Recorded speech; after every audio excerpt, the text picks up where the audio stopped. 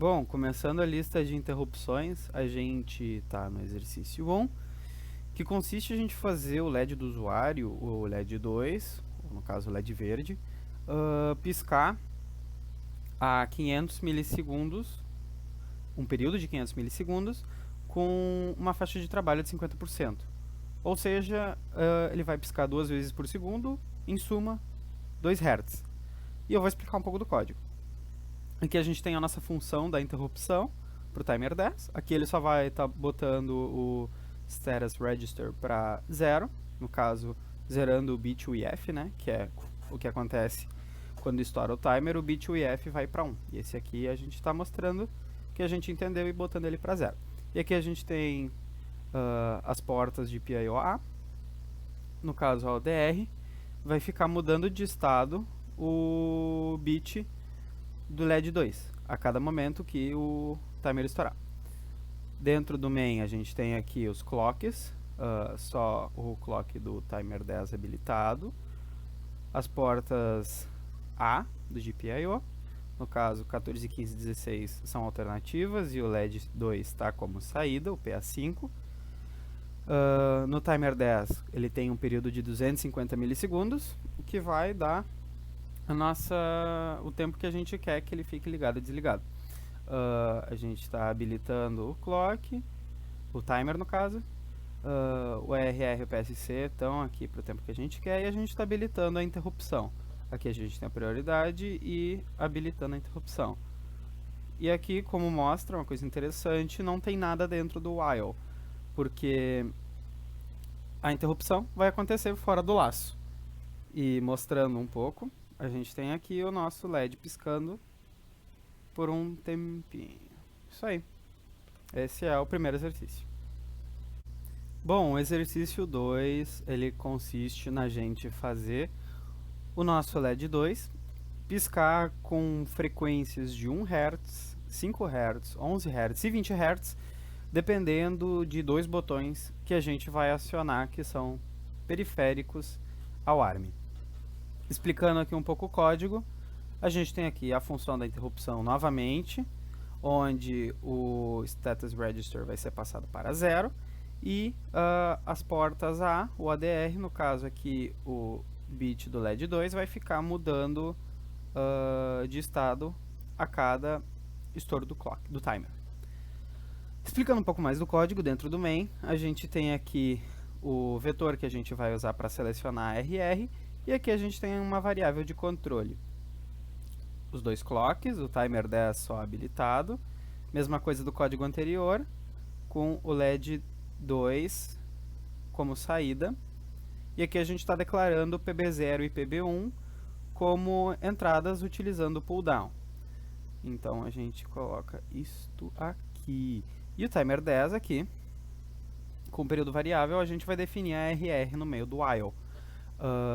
CR1 está como 81, ou seja, ele vai ter o registrador fantasma, porque a gente muda o ERR, e também está habilitado o clock.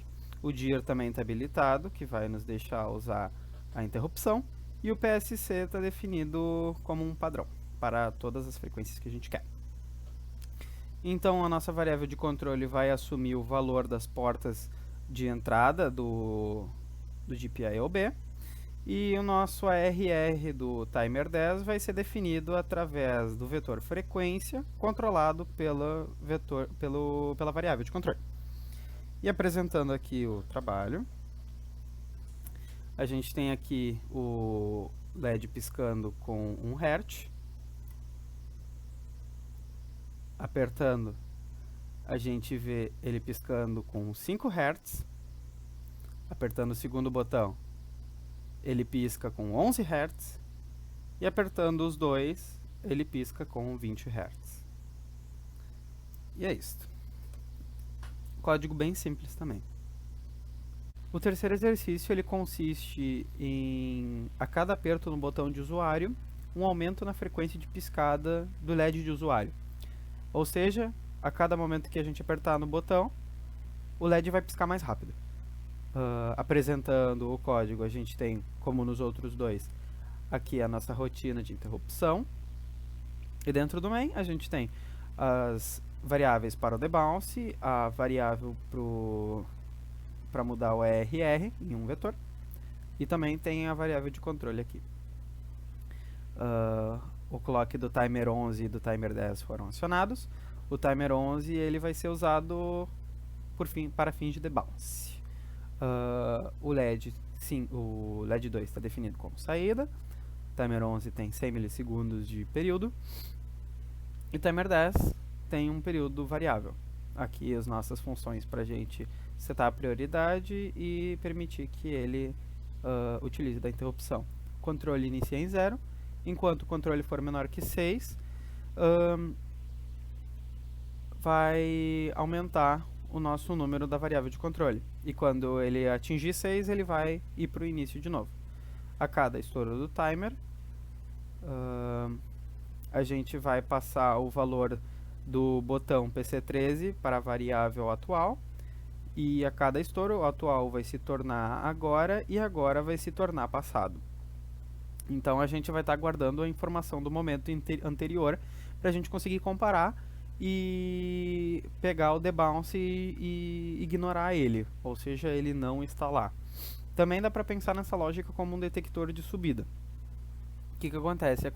A gente vai fazer diferente dos outros debounces que eu já apresentei, porque o nosso PC13 ele utiliza um pull-up e eu sempre faço os códigos utilizando pull-down. Então a gente só tem que mudar aqui. O agora tem que ser 0 e o passado tem que ser 1. E assim, a variável de controle vai aumentar. Apresentando o funcionamento, ele vai piscar inicialmente a 1 Hz, depois a 2 Hz, depois a 5 Hz, 10 Hz, 12, 17... E agora ele é para voltar para o início. Exatamente. E esse é o terceiro exercício. O exercício 4, ele consiste em a gente utilizar um speaker para que a cada 1 segundo a frequência do speaker aumente de 10 em 10 Hz. Começando em 110 e acabando em 440 Hz, que seria o Lá. Não há muito o que explicar, mas é um exercício bem barulhento. Então, explicando o código, aqui a gente tem a nossa função de interrupção, que é igual em todos os outros, a variável de controle e o nosso vetor que vai mudar o ERR de um timer. O único problema é que, como o valor da frequência vai mudando, tem um momento em que o período deles é muito pequeno, a mudança entre cada um. E então acaba que o ARR ele fica igual em alguns. E isso é um problema porque vai sair a mesma nota independente do tempo que passar, por algum tempo. Então, explicando o resto do código, aqui a gente tem os clocks internos ativados, PA5 é a saída, timer 10 ele tem a interrupção habilitada e o ARR variável, que vai ser o que define a frequência do nosso speaker. Aqui temos as funções de interrupção habilitadas, ou chamadas, e o timer 11 ele vai definir quando muda o ARR do timer 10, ou seja, ele está setado para 1 segundo. O nosso controle começando em 0, enquanto ele for menor que 34, que ele vai mudar 34 vezes, perdão. No caso, ele vai começar em 0 e terminar em 33. Se o timer 11 estourar, a variável de controle aumenta, ou seja, mudando assim o ARR do timer 10 devido ao vetor. E eu não vou conseguir mostrar muito, posso mostrar assim, porque o speaker é meio pesado. Aqui está ele.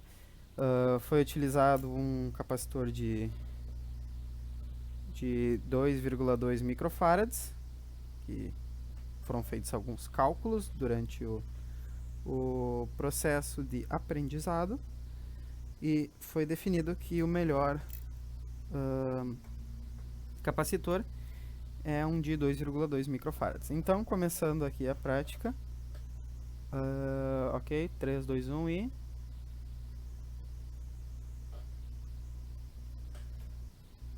Opa, peraí. Opa, ó, começando.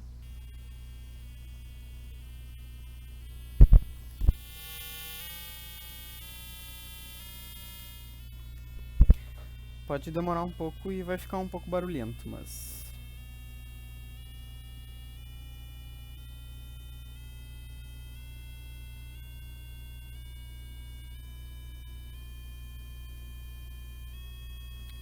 Aqui o problema da gente ter o mesmo RR.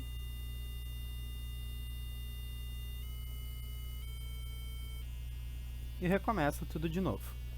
Então, esse é o exercício número 4. Bom, o exercício... Nossa, bom não. O exercício 5, ele consiste em a gente, utilizando um LED e um botão periférico do nosso ARM, quando a gente apertar o botão, o LED acenda por 1 segundo e desliga logo adiante. Não tem muito mistério, então eu já vou apresentar. O código primeiro, aqui a gente tem a nossa função de interrupção, o timer 10, o registrador de status dele vai para 0, a GPIO-A vai para 0 também, depois vai ser mostrado como, por quê, GPIO-A ODR no caso, e o timer 10 ele é desligado logo adiante. Algumas variáveis para o debounce, que a gente usa bastante, e ligando todos os clocks internos, e do TIM 10 e do TIM 9 aqui. PA0 é uma entrada com pull down e PA1 é uma saída, que vai ser o nosso LED com o resistor de 1K5. No caso aqui a gente está botando o pull down no PA0. Timer 10 está ajustado para 1 segundo. Aqui a gente tem a interrupção habilitada, as funções de interrupção, e o timer está desligado por enquanto, porque a gente liga ele durante o nosso laço de repetição while.